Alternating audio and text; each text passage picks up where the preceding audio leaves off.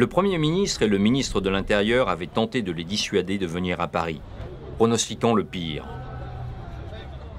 Et pourtant, malgré cette dramatisation inédite, dès 9 h, les Gilets jaunes étaient là, porte-maillot. Au moins aussi nombreux que la semaine précédente, quoi qu'en dise la place Beauvau. Ambiance détendue. On essaye encore d'amadouer les forces de l'ordre. Bon, vous êtes déter, hein. On peut passer ou pas? Qui c'est votre chef? La fouille des sacs est courtoise, mais casques, lunettes et masques à gaz sont confisqués. Je viens de Rambouillet. La journée, je pense qu'on ne va pas pouvoir passer. Nous, on est venus manifester pacifiquement, mais on s'est déjà fait agresser alors qu'on n'a rien fait. Je descends dans la rue, c'est pas pour moi, c'est pour mes enfants. Moi, je peux encore payer mon carburant, je peux me nourrir, mais les autres à côté de moi, c'est pas possible, d'accord? Donc maintenant, il faut arrêter, il faut donner du pouvoir d'achat aux gens, il faut augmenter le SMIC, il faut que les gens puissent vivre de leur travail. Macron démission! Macron démission! Les problèmes qu'il y a au niveau du gouvernement, qui s'enrichit avec notre argent, je ne comprends pas pourquoi ils deviennent millionnaires avec notre argent. Moi, je dirais quand même une différence de salaire, un plafond pour eux, un truc bien pour nous aussi en bas. Et ça doit bouger en même temps. Si ça monte, nous on monte. Si descend, on descend. On a été ravagés par les inondations en bas. Les sinistrés, ils n'ont même pas été encore remboursés, rien du tout, ni nettoyés. Ils ont tout fait de leurs propres moyens. Monsieur Macron, vous êtes venu chez ma mère à Villalier. Il n'y a rien qui a été fait. Rien du tout. On croise aussi certaines figures médiatiques du mouvement, comme Jean-François Barnaba. S'il y a des incidents, la responsabilité, elle en incombe d'abord au gouvernement qui ne bouge toujours pas sur l'essentiel. Donc voilà, qu'il arrête d'être inflexible, qu'il prenne des mesures immédiates pour améliorer le pouvoir d'achat. Et puis à ce moment-là, peut-être que les Gilets jaunes accepteront d'aller discuter. Mais sur la base de décisions qui auront été prises, actées, et qu'effectivement, la situation sera améliorée. Tant qu'elle ne l'est pas, il y aura encore des manifestations, toujours des manifestations partout en France. La violence. Mais d'où vient-elle? Ces hommes à la dégaine de voyous ne sont pas des casseurs, mais des policiers, sans brassard. Et pour certains, déguisés en militants d'ultra-gauche, comme en témoigne le masque Anonymous que porte l'un d'eux. Ils font partie des 900 fonctionnaires mobilisés pour ce que la préfecture de police appelle un dispositif d'interpellation dynamique, détaillé dans cette note confidentielle que nous nous sommes procurés. Les brigades anticriminalité, les BAC bien sûr, mais aussi la BRI, la brigade de recherche et d'intervention spécialisée dans l'antiterrorisme et le grand banditisme. Et pour faire bonne mesure, en tenue cette fois, les cavaliers et les maîtres chiens. Objectif, faire le maximum de crânes, comme on dit en langage policier. C'est-à-dire interpeller le plus de manifestants possible. 1082 rien que pour Paris, plus de 2000 en France. Les 3/4 ont été placés en garde à vue.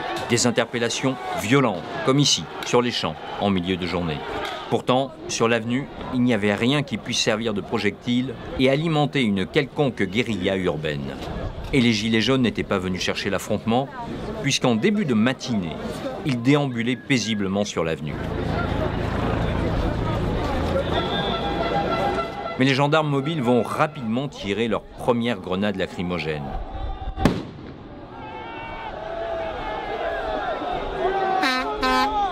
Les Gilets jaunes essaient de faire baisser la tension. En vain. La France! C'est nous, la France! Uniformes et gilets sont au contact. La Marseillaise laisse de marbre les gendarmes mobiles. Arrêtez! Arrêtez les gars! Des journalistes sont molestés par les forces de l'ordre. 3 d'entre eux seront d'ailleurs blessés au cours de ce samedi. Les gendarmes font un usage immodéré des lanceurs de balles de défense, une arme à létalité réduite qui occasionnera de nombreux blessés au cours de la journée. Les brigades anticriminalité, qui ne sont pas rompues au maintien de l'ordre, tirent aux jugés. Les blessés sont de plus en plus nombreux, une centaine chez les Gilets jaunes au soir de la manifestation. Pour la première fois, la préfecture tente d'utiliser des chiens pour intimider les manifestants. Mauvais calcul. Les animaux sont effrayés par les détonations. et le groupe se replie piteusement. Des gilets jaunes tentent d'édifier une barricade avec les palissades qui protègent les boutiques des champs. La sanction policière intervient sous la forme d'une grenade particulière, la GLI F4, qui contient 25 grammes de TNT. Cette grenade peut gravement mutiler, voire tuer. Fuyant la répression, les manifestants s'éparpillent dans les rues alentours. Avenue Marceau, l'affrontement prend une ampleur inédite. Une pluie de morceaux de macadam auxquels répondent les palets lacrymogènes et les grenades GLI F4.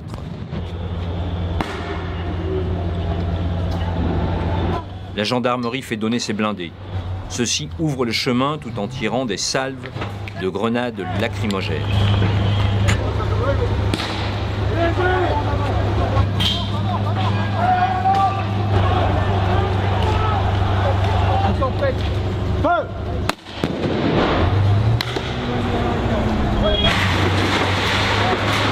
Et puis, soudain, sans raison apparente, les gendarmes font demi-tour. Les gilets jaunes repartent à l'assaut en direction de l'Arc de Triomphe.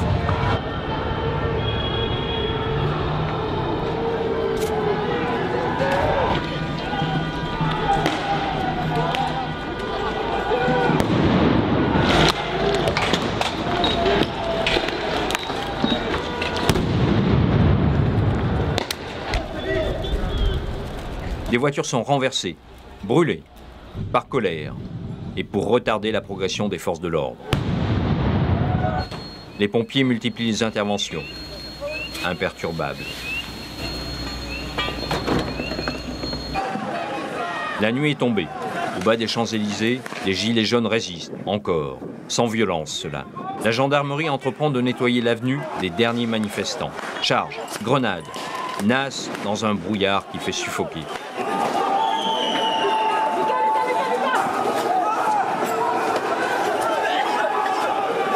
Quelques intrépides tentent un dernier sit-in. Les idées à défendre, c'est une vie meilleure. On veut vivre et pas survivre. Il y a des taxes qui sont là, qui servent à rien, qui sont trop élevées. Il y a des gens qui sont dans les rues, qui n'arrivent plus à finir les mois. Des gens qui prennent des jours de congé pour venir ici, pour manifester.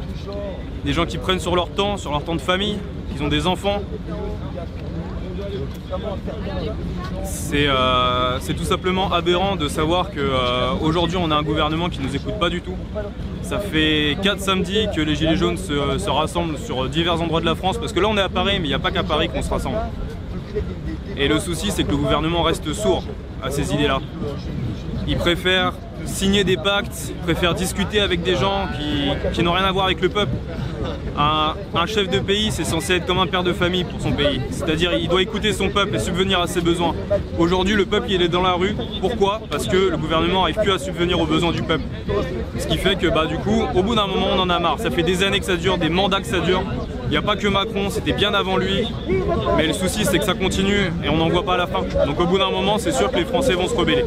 L'espace d'une journée, la répression semble avoir gagné. Mais les Gilets jaunes, en tenant malgré tout le pavé, sont en train de remporter la bataille politique.